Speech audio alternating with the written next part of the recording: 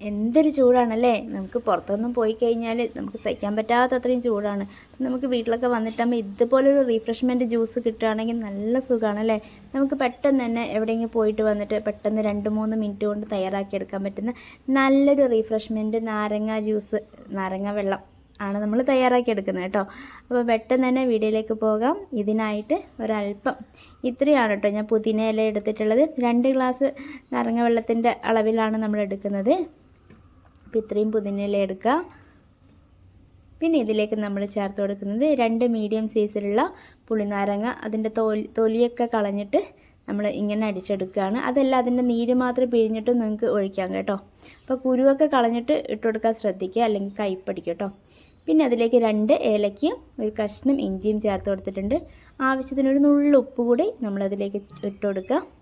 പിന്നെ മധുരത്തിന് ആവശ്യമായിട്ട് ഒരു 3 ടേബിൾ സ്പൂൺ പഞ്ചസാര ചേർത്ത് കൊടുത്തിട്ടുണ്ട്. അതിലേക്ക് നല്ല തണുത്ത വെള്ളം ചേർത്ത് കൊടുക്കുക കേട്ടോ. കുറച്ച് ഒഴിച്ചിട്ട് നല്ല രീതിയിലൊന്ന് അതൊന്ന് ബ്ലെൻഡ് ചെയ്തിട്ട് വരാം കേട്ടോ. ഒന്ന് നല്ല രീതിക്ക് ഒന്ന് അടിച്ചെടുത്തിട്ട് വരാം.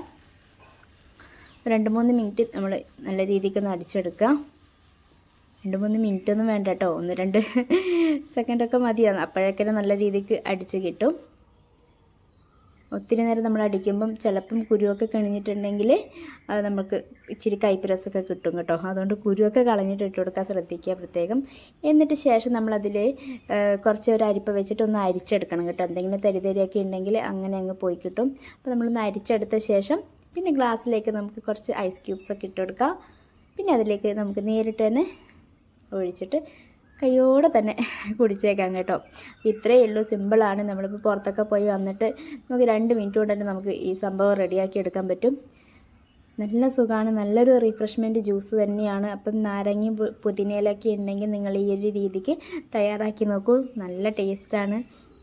അപ്പം നിങ്ങൾക്ക് ഈ വീഡിയോ ഇഷ്ടപ്പെട്ടിട്ടുണ്ടെങ്കിൽ ഉണ്ടാക്കി നോക്കിയിട്ട് നിങ്ങളുടെ അഭിപ്രായങ്ങളൊക്കെ കമൻ്റായിട്ട് അറിയിക്കുക.